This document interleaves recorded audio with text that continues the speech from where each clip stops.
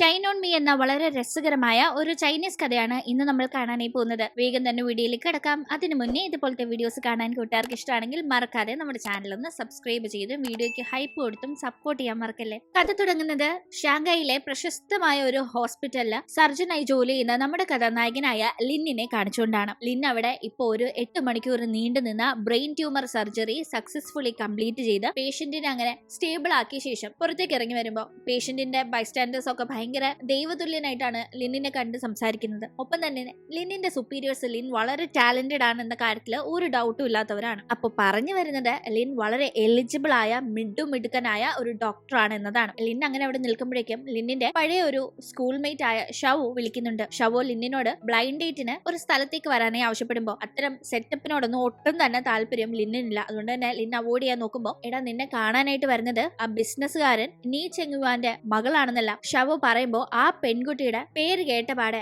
ലിന്നിന്റെ മുഖഭാവം മാറുന്നുണ്ട്. ആക്ച്വലി ലിന്നിനിടയ്ക്ക് ഈ പെൺകുട്ടിയെ ഒരു ക്രഷ് അടിച്ചിട്ടുണ്ടായിരുന്നു. ആ ഒരു സാഹചര്യം ഒന്നും നമുക്ക് ഇപ്പൊ അറിയില്ല. എന്തായാലും ആ പെൺകുട്ടിയെ തന്നെ വീണ്ടും കാണാൻ അവസരം കിട്ടാൻ പോകുന്നു എന്ന് കാണുമ്പോൾ ലിൻ അങ്ങനെ കളയോ അവൻ ചെല്ലാമെന്ന് സമ്മതിക്കുന്നുണ്ട്. അങ്ങനെ ലിന്നുള്ള സ്ഥലത്ത് നിന്ന് കുറച്ച് യാത്ര ചെയ്ത് വേണം ആ ഒരു സ്ഥലത്തേക്ക് എത്താനായി. ആ ഒരു കാർ യാത്രക്കിടയിൽ അവൻ പലതും ഇങ്ങനെ ആലോചിച്ചോടിക്കാണ്. ആ സമയം അവൻ ഇങ്ങനെ ആലോചനയിൽ മുഴുകിയിരിക്കുകയാണെങ്കിലും ആള് കറക്റ്റ് ആയിട്ട് തന്നെയാണ് ഡ്രൈവ് ചെയ്യുന്നത്. പക്ഷെ വിധിയുടെ വിളയാട്ടം എന്ന് പറഞ്ഞാൽ മതിയല്ലോ. വരാനിരിക്കുന്നത് ട്രക്ക് പിടിച്ചും വരും എന്ന് പറയുന്ന കണക്ക് ലിൻ പോകുന്ന ആ ഒരു റോഡിൽ ഒരു ട്രക്ക് പോകുന്നുണ്ടായിരുന്നു. ആ ട്രക്കിന്റെ ഡ്രൈവറിനെ കാഴ്ച മറിക്കുന്ന രീതിയിൽ അതിന്റെ ആ ഒരു ഗ്ലാസ്സിലേക്ക് ഒരു കവർ വന്ന് സ്റ്റിക്ക് ആവുകയും തുടർന്ന് ട്രക്ക് ഡ്രൈവർക്ക് നിയന്ത്രണം നഷ്ടമായി ആ ഒരു ട്രക്ക് ലിന്നിന്റെ കാറിലിടിച്ച് അത് വലിയൊരു ആക്സിഡന്റിൽ കലാശിക്കുകയും ചെയ്യുന്നുണ്ട്. ഇവിടെ അങ്ങനെ കാര്യങ്ങൾ നടക്കുമ്പോഴേക്കും പിന്നീട് നമ്മൾ കാണുന്നത് നമ്മുടെ കഥാനായികയായ നീസിയാണ്. നീസി ഇപ്പൊ ഫോണിൽ അവളുടെ അച്ഛന്റെ പുതിയ ബിസിനസ് ന്യൂസ് ഒക്കെ ഇങ്ങനെ നോക്കിക്കൊണ്ടിരിക്കുകയാണ്. പക്ഷെ അത് വലിയ മൈൻഡ് കൊടുക്കുന്നുമില്ല. ഈ നീസിയുടെ അച്ഛനാണ് മുന്നേ ലിന്നിന്റെ ഫ്രണ്ട് ഫോൺ ചെയ്ത ഒരു ബിസിനസ്സുകാരൻ എന്ന് പറഞ്ഞില്ലേ ആള്. അപ്പൊ ആ ബിസിനസ്സുകാരന്റെ മകളെ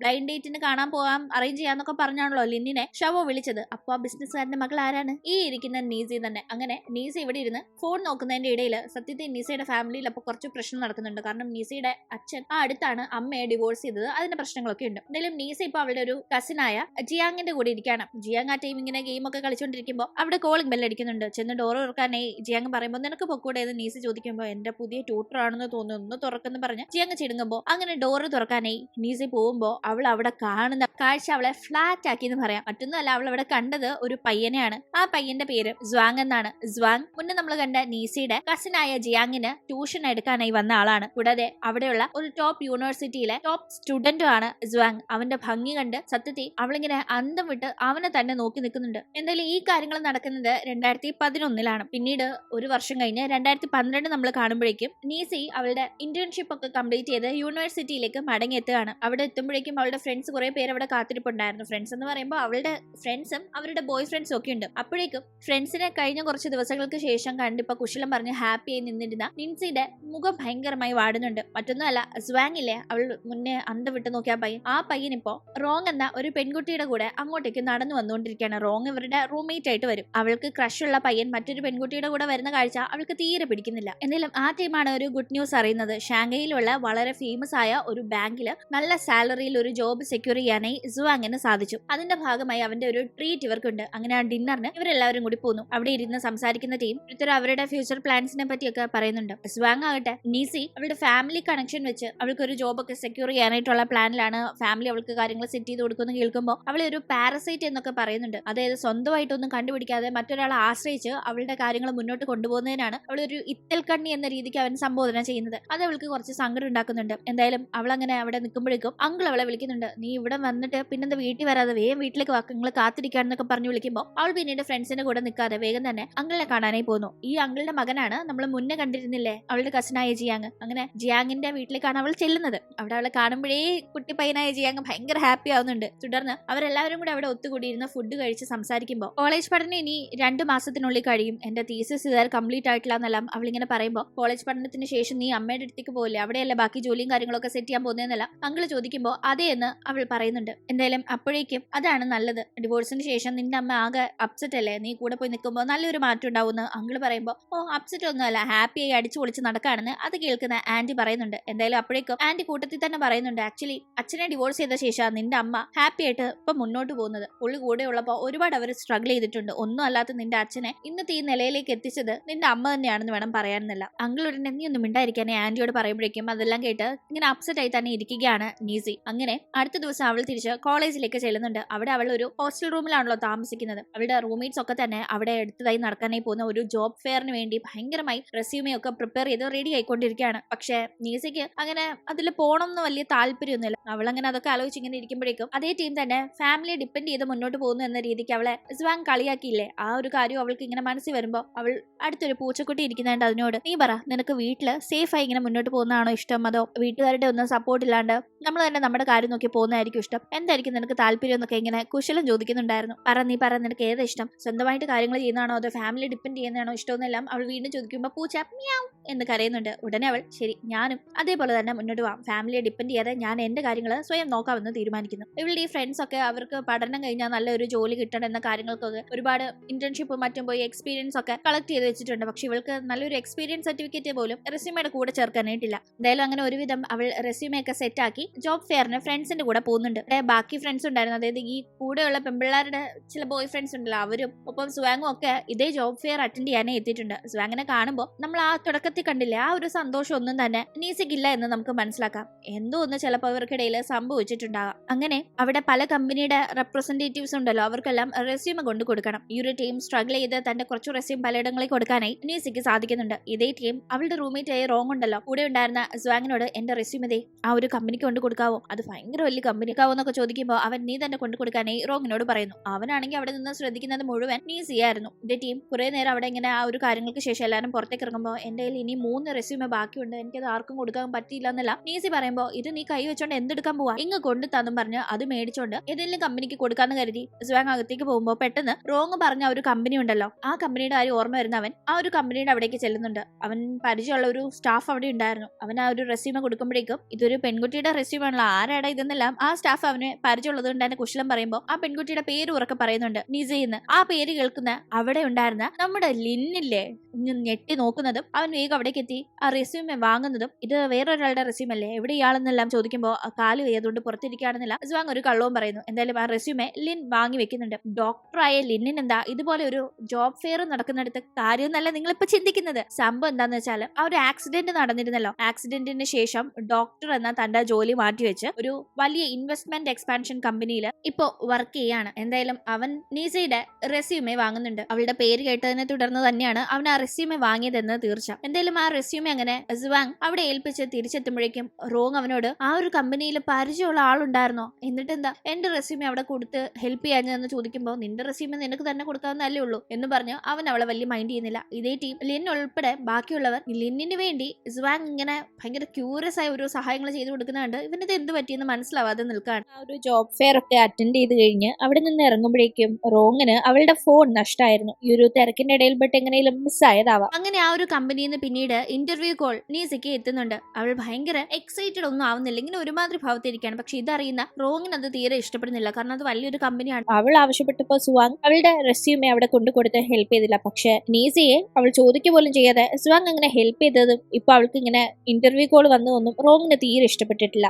അങ്ങനെ എന്തായാലും ആ ഒരു ഇന്റർവ്യൂവിന്റെ കാര്യങ്ങൾക്ക് വേണ്ടി തന്റെ ഒരു ഫ്രണ്ടിന്റെ സഹായത്തോടു കൂടി നീസി ചെറുതായി തയ്യാറെടുപ്പ് നടത്തുന്നുണ്ട്. ഇത് കാണുന്ന ഫ്രണ്ട് ആട്ടെ, അല്ല നീ സാധാരണ ഇങ്ങനെ ഒരു കാര്യത്തിനും അങ്ങനെ ക്യൂരിയസ് ആവുന്ന അല്ലല്ലോ, എന്താ ഇപ്പൊ പറ്റിയേ, ഈ ഒരു കമ്പനിയുടെ ഇന്റർവ്യൂ എന്താ സ്പെഷ്യൽ ആണോന്നല്ല നീ സ്വാങ് ഹെൽപ്പ് ചെയ്തത് കൊണ്ടാണോ എന്നറിയാനായിരിക്കാം ഇങ്ങനെ കുത്തി ചോദിക്കുമ്പോൾ അത് പിന്നെ എപ്പോഴും എന്റെ ഫാമിലിയുടെ സഹായത്തോടു കൂടിയല്ലേ ഞാൻ എന്റെ ലൈഫിൽ എന്തെങ്കിലുമൊക്കെ ചെയ്തിട്ടുള്ളൂ. അമ്മയും അച്ഛനോ എപ്പോഴും എനിക്ക് എന്തെങ്കിലുമൊക്കെ ചെയ്തു തരാറുള്ളത് നിനക്കറിയാലോ. പക്ഷെ ഇത് ഫസ്റ്റ് ടൈം ഞാൻ സ്വന്തമായിട്ട് എന്തെങ്കിലും ചെയ്യുന്നത്, അതിന്റെ ഒരു ക്യൂരിയസ്നെസ് ആണെന്നേ ഉള്ളൂ എന്നെല്ലാം അവളും പറയുന്നുണ്ട്. ഇതേ ടീം റോങ്ങിനായിട്ട് നീസയ്ക്ക് ഇന്റർവ്യൂ കോൾ വന്നു, തനിക്ക് ഇനി കോൾ വരാത്തത് ഫോൺ ലോസ്റ്റ് ആയതുകൊണ്ടായിരിക്കോ, ഷോ ഇനി എനിക്കത് നഷ്ടാവോ എന്നൊക്കെ കുറച്ച് ടെൻഷനിലാവുന്നുണ്ട്. കാരണം നീസയും ഒരുവിധം അവളുടെ റെസ്യൂമെ അവിടെ എത്തിച്ചിരുന്നു. പക്ഷെ അത് അവൾ സ്വാങ്ങിനോട് ആവശ്യപ്പെട്ടപ്പോൾ അവൻ ചെയ്തു കൊടുത്തില്ല എന്ന ഒരു കലിപ്പ് അവൾക്ക് ഇപ്പോഴും ഉണ്ട്. ആക്ച്വലി നീസിയെ ആ ഒരു കമ്പനിയിലേക്ക് ഇന്റർവ്യൂവിന് വിളിക്കുന്നത് തന്നെ ലിൻ ഇടപെട്ടിട്ടാണ്. കൂടാതെ അവന്റെ ഇടപെടൽ കൊണ്ട് തന്നെ അവിടെ ഇന്റർവ്യൂവിന് എത്തുന്ന അവളോട് ഇന്റർവ്യൂവർ അങ്ങനെ ഒരു ഭയങ്കര ഹാർഡ് ഇന്റർവ്യൂ ഒന്നും നടത്താതെ വളരെ സിമ്പിൾ ആയ കുറച്ച് ക്വസ്റ്റ്യൻസ് മാത്രം ചോദിച്ച് അങ്ങ് വിടുകയും ചെയ്യുന്നുണ്ട്. എന്തായാലും പിന്നീട് ഫ്രണ്ട്സ് ഫ്രണ്ട്സിനോട് അവൾ ഈ കാര്യങ്ങളൊക്കെ ഡിസ്കസ് ചെയ്യുമ്പോൾ ഇതൊക്കെ കേട്ട് കുശുമ്പ് കൊണ്ട്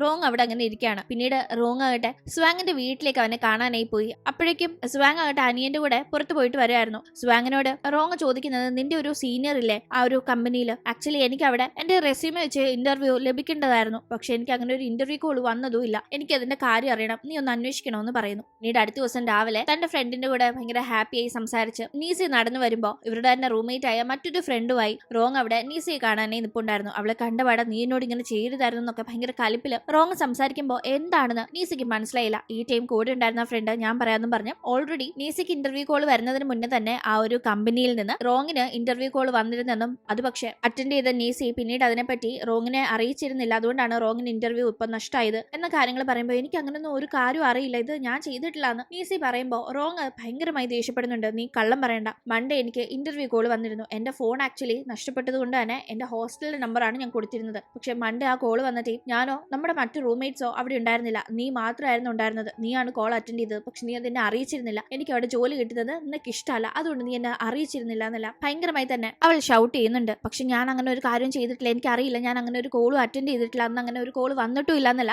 നീസി പറയുന്നുണ്ട്. ഇതിന്റെ ഇടയിൽ മറ്റൊരു കാര്യം നടന്നിരുന്നു. ആക്ച്വലി മറ്റൊരു കമ്പനിയിൽ നിന്ന് ഫിനാൻസ് പൊസിഷനിലേക്കുള്ള ഒരു ഇന്റർവ്യൂവിനുള്ള ഓഫർ നീസിക്ക് വന്നിരുന്നു. അവൾ ആക്ച്വലി മുന്നേ അറ്റൻഡ് ചെയ്ത ആ ഒരു വലിയ കമ്പനിയുടെ ഇന്റർവ്യൂവിനേക്കാൾ ഈ ഒരു ഇന്റർവ്യൂവിന്റെ കാര്യത്തിൽ ഇപ്പോൾ ഭയങ്കര എക്സൈറ്റഡ് ആണ്. കാരണം മറ്റേ ഒരു കമ്പനി ഒരു പക്ഷേ തന്റെ ആ ഒരു ഫാമിലിയുടെ കാര്യങ്ങളൊക്കെ അറിഞ്ഞുകൊണ്ട്, ഒരു ബിസിനസ് ഫാമിലി ആണല്ലോ, ഈ കമ്പനിയുമായി അതിന് ടൈപ്പ് ഒക്കെ ഉണ്ട്, അപ്പൊ അതുകൊണ്ടാകാൻ തനിക്ക് ജോലി അവിടെ ഫോർമൽ ആയ രീതിയിൽ ഇന്റർവ്യൂ ഒന്നും നടത്താതെ വളരെ ഇൻഫോർമൽ ആയ രീതിയിൽ ഒരു ഇന്റർവ്യൂ ഒക്കെ നടത്തി സെറ്റ് ചെയ്യുന്നതെന്ന് അവൾക്ക് ഒരു ഡൗട്ട് ഉണ്ടായിരുന്നു. അതുകൊണ്ട് തന്നെ അത്ര വലിയൊരു കമ്പനി അല്ലെങ്കിൽ പോലും മറ്റൊരു കമ്പനിയിൽ നിന്ന് ഇൻഡിപെൻഡന്റ് ആയി അവൾക്ക് ഒരു ഇന്റർവ്യൂ ലെറ്റർ വരുമ്പോൾ അവൾക്ക് ഭയങ്കര സന്തോഷമായിരുന്നു. ആക്ച്വലി അവൾ ആ ഒരു ഹാപ്പിനെസ്സിലാണ് ഇപ്പൊ രാവിലെ ഫ്രണ്ട്സിനോട് അത് പറയാനേ വരുന്നത്, പക്ഷെ വരുമ്പോൾ കേൾക്കുന്നത് ഇത്തരം ഒരു ആരോപണവുമാണ്. അങ്ങനെ ഞാനിങ്ങനെ സ്വാങ്ങിനെ കൊണ്ട് അന്വേഷിച്ചപ്പോൾ അവന്റെ സീനിയർ വഴി എനിക്ക് അറിയാനായി കഴിഞ്ഞത് തീർച്ചയായും എനിക്ക് അവിടെ നിന്ന് ഒരു കോള് വന്നിട്ടുണ്ട് എന്ന് തന്നെയാണ്. നീ മനഃപൂർവ്വം നിനക്ക് അവിടെ ജോലി കിട്ടാൻ എന്റെ അവസരം നഷ്ടപ്പെടുത്താനുമായി നീ ഇത്തരം ഒരു പണി ഒപ്പിച്ചതാ, നിന്റെ ഫാമിലിയുടെ ഇൻഫ്ലുവൻസ് ഉപയോഗിച്ച് നീ ഓരോന്ന് മനുഷ്യനെ ദ്രോഹിക്കാൻ വേണ്ടി ചെയ്യുന്നതാണെന്നൊക്കെ റോങ് ദേഷ്യപ്പെടുമ്പോൾ അങ്ങനെയൊന്നും ഇല്ലാന്ന് പറയുന്ന നീസി വേഗം തന്നെ അവളുടെ ഫോൺ എടുത്ത് ഞാൻ അവിടുത്തെ HR-നെ വിളിച്ച് ചോദിക്കാം, അങ്ങനെ ഒരു സംഭവം ഞാൻ ഇടപെട്ട് ചെയ്തിട്ടില്ല എന്ന് ഞാൻ പ്രൂവ് ചെയ്യാന്ന് പറഞ്ഞ ഫോൺ എടുക്കുന്നുണ്ടെങ്കിലും അവൾ എങ്ങനെ HR-നെ ഒക്കെ വിളിച്ചങ്ങനെ ചെയ്യുന്നത് ശരിയല്ല, തനിക്ക്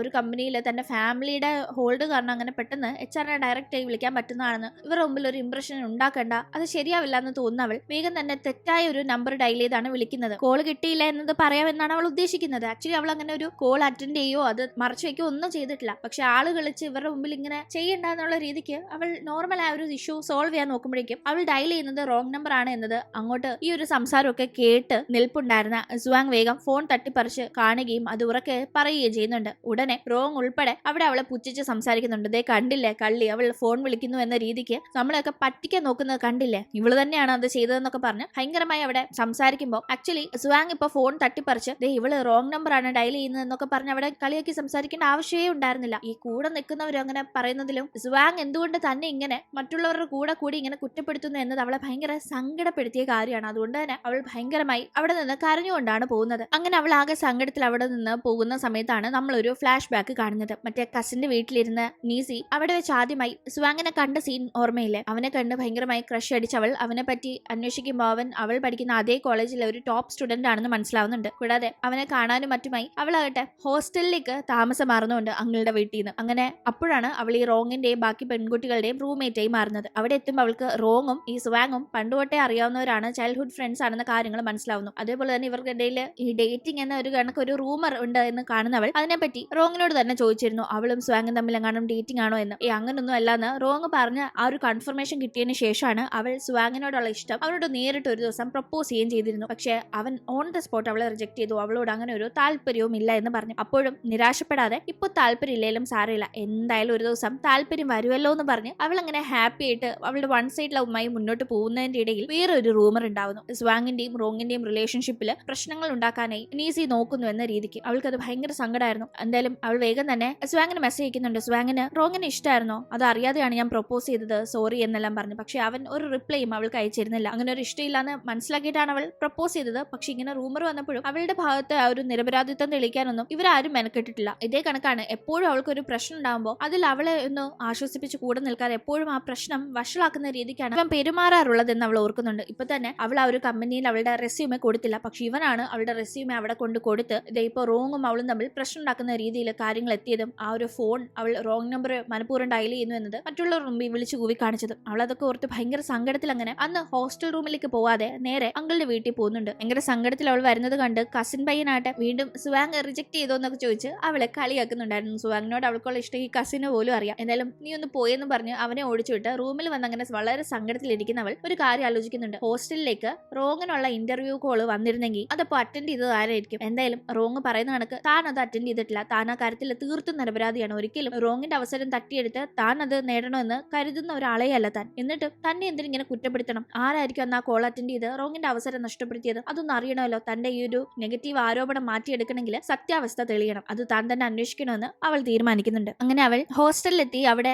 വരുന്ന ഫോൺ കോളിന്റെ, അതായത് ആ ഒരു സ്പെസിഫിക് ഡേറ്റിൽ വന്നിട്ടുള്ള ഫോൺ കോളിന്റെ ഡീറ്റെയിൽസ് പരിശോധിക്കുകയും CCTV ഒക്കെ പരിശോധിക്കുകയും ഒക്കെ ചെയ്യുന്നുണ്ട്. ഇതേ ടൈം ഈ ഹോസ്റ്റൽ റൂമിലെ ഒരു പെൺകുട്ടി അന്ന് കുറച്ച് ലേറ്റ് ആയിട്ടാണ് അവിടെ എത്തുന്നത്. അവളാകട്ടെ വരുമ്പോൾ അവൾക്ക് ഇവിടെ നടന്നിരുന്ന സംഭവങ്ങളെ പറ്റി ഒന്നും തന്നെ അറിയില്ലല്ലോ. അവളുടെ പേര് ഫെങ് എന്നാണ്. ഫെങ് ആക്ച്വലി ഇല്ലാത്ത ടീമാണ്. റോങ്ങും നീസയും തമ്മിൽ ആ ഒരു സംസാരമൊക്കെ നടന്നു. അതുകൊണ്ട് തന്നെ അവൾ ഇപ്പോൾ ഈ കാര്യം അറിയുമ്പോൾ ആകെ ഷോക്ക് ആവുന്നുണ്ട്. നിങ്ങൾ എന്ത് ഈ പറയുന്നത്? ആക്ച്വലി റോങ് ഇല്ലാത്ത ടീം അവൾക്ക് വേണ്ടി വന്ന ആ ഫോൺ കോൾ അറ്റൻഡ് ചെയ്തത് ഞാനാണ്, അല്ലാതെ നീസി അല്ല. നീസി ഇവിടെ ഉണ്ടായിരുന്നില്ല. അവൾ ലൈബ്രറിയിലായിരുന്നു. ആ ടീം ഉണ്ടായിരുന്നു. ഞാൻ മാത്രമായിരുന്നു റൂമിൽ ഉണ്ടായിരുന്നത്. ഞാനന്ന് റൂമിൽ നിൽക്കാൻ പ്ലാനിലായിരുന്നു. നിങ്ങളൊക്കെ വീട്ടിൽ പോയി കണക്ക് ഞാനും പോകാനായിരുന്നു പ്ലാൻ. പക്ഷെ എനിക്ക് അന്ന് തിരിച്ച് റൂമിലേക്ക് വരേണ്ടി വന്നു. അങ്ങനെ ഞാൻ വന്നപ്പോൾ ഞാൻ ആ കോൾ അറ്റൻഡ് ചെയ്തു. റോങ് ഇവിടെ ഇല്ലെന്ന് ഞാൻ അവരെ അറിയിച്ചപ്പോൾ അവർ തിരിച്ച് റോങ്ങിനെ വിളിച്ചോളാം എന്ന് പറഞ്ഞതുകൊണ്ടാണ് ഞാൻ പിന്നെ അവർ വിളിച്ചോളൂ അവളെ എന്ന് കരുതി അവളോട് ഈ കാര്യം പറയാതിരുന്നത്. അല്ല, നീസിക്ക് ഇതിൽ ഒരു പങ്കുമില്ലാന്ന് റൂമിലുള്ളവരോട് പറയുകയും ഒപ്പം തന്നെ ഹോസ്റ്റലിലെ ബാക്കിയുള്ളവരെ ഈ കാര്യം അറിയിക്കുകയും ചെയ്യുന്നുണ്ട്. കാരണം അപ്പോഴേക്കും റോങ്ങിന്റെ ചാൻസ് നീസി നഷ്ടപ്പെടുത്തി എന്ന രീതി റോങ് നീസിയെ പറ്റി ഭയങ്കരമായി തന്നെ അവിടെ പറഞ്ഞുണ്ടാക്കിയിട്ടുണ്ടായിരുന്നു. എന്തായാലും അങ്ങനെ എല്ലാവരുടെ മുന്നിൽ നീസിയെ പറ്റിയുള്ള ആ ഒരു തെറ്റിദ്ധാരണ ഫെങ് മാറ്റുന്ന സമയത്ത് നീസി അങ്ങോട്ടേക്ക് എത്തുന്നുണ്ട്. അവൾ അപ്പോഴേക്കും കാര്യങ്ങൾ അന്വേഷിച്ചറിഞ്ഞിട്ടാണ് വന്നിരിക്കുന്നത്. കൂടാതെ അവൾ ആ ഒരു കമ്പനിയിൽ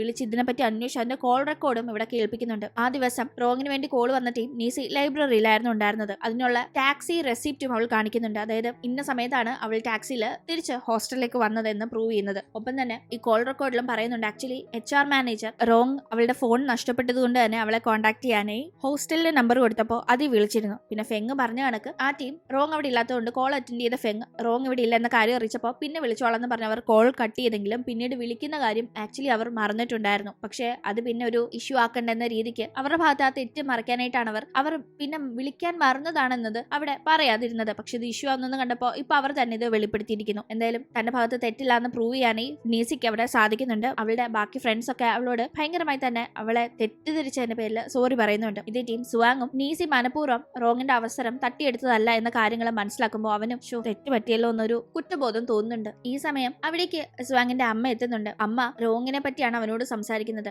ഇവരുടെ വളരെ പാവപ്പെട്ട ഒരു ഫാമിലിയാണ്. പക്ഷെ റോങ് അത്യാവശ്യം കാശൊക്കെ ഉള്ള ഒരു ഫാമിലിയാണ്. അപ്പോൾ ഇവനിപ്പോ പഠനം കഴിഞ്ഞ് നല്ലൊരു സ്ഥലത്ത് ജോലിയൊക്കെ സെറ്റ് ആയിട്ടിരിക്കുകയാണല്ലോ. എന്തായാലും റോങ് ഒക്കെ ആഗ്രഹിക്കുന്ന കണക്ക് നീ അവളെ കല്യാണം കഴിച്ച് സെറ്റ് ആവണം. കാരണം അവരുടെ ഫാമിലി നമ്മുടെ ഫാമിലിക്ക് ഒരുപാട് കാര്യങ്ങൾ ചെയ്തിട്ടുണ്ട്. അതിനൊരു നന്ദി എന്ന രീതിക്ക് നീ അവളെ കല്യാണം കഴിക്കണം എന്നൊക്കെ അമ്മ അവനോട് ആവശ്യപ്പെടുമ്പോൾ അവൻ അതിൽ ഒട്ടും താല്പര്യമില്ലാത്ത രീതിയിൽ നിസ്സഹായനായി അമ്മ എന്തേ പറയുന്നതെന്നൊക്കെ ഭയങ്കര സങ്കടത്തിൽ അത് കേട്ടുകൊണ്ടിരിക്കുകയാണ്. അവൻ ആക്ച്വലി റോങ്ങിനെ കല്യാണം കഴിക്കാനൊന്നും തീരെ താല്പര്യമില്ല. അവളുമായി അവന് അങ്ങനത്തെ ഒരു റിലേഷനും ഇല്ല. പക്ഷെ അവന്റെ ഫാമിലിയെ അവളുടെ ഫാമിലി കുറെ സഹായിച്ചിട്ടുണ്ട് എന്ന ഒരു കാര്യം പറഞ്ഞ് അവനെ അവളുമായിട്ടുള്ള ഒരു റിലേഷൻഷിപ്പിൽ കുടുക്കിയിടാൻ നോക്കാണ്. അതുകൊണ്ടാണ് അവൻ വളരെ നിസ്സഹായനായി അവളുടെ കാര്യങ്ങളിൽ അങ്ങനെ ഇടപെട്ട് നിൽക്കുന്നതെന്ന് നമുക്ക് ഇവിടെ നിന്ന് മനസ്സിലാക്കാം. പക്ഷെ ഈ കാര്യങ്ങളൊന്നും തന്നെ നീസിക്ക് അറിയില്ല. എന്തായാലും അവൾക്കിപ്പോൾ അവളുടെ മേലിൽ വന്ന വലിയൊരു തെറ്റിദ്ധാരണ മാറ്റിയെടുക്കാനേ സാധിച്ചു. നീസി സ്വാങ്ങിനെ ഇഷ്ടപ്പെടുന്നു. സ്വാങ്ങിനെ സ്വന്തമാക്കാനായി നീസിയെ ശത്രുവായി ഇപ്പോൾ കാണുന്ന റോങ് നടക്കുന്നു. സ്വാങ്ങിന് ആക്ച്വലി നീസിയോട് ഒരു താല്പര്യമുണ്ട്. പക്ഷെ അത് വെളിപ്പെടുത്താനായി അവന് സാധിക്കുന്നില്ല. ഇതിന്റെ ഇടയിൽ നീസിയെ തന്നിലേക്ക് എത്തിക്കാനായി ശ്രമിച്ചുകൊണ്ട്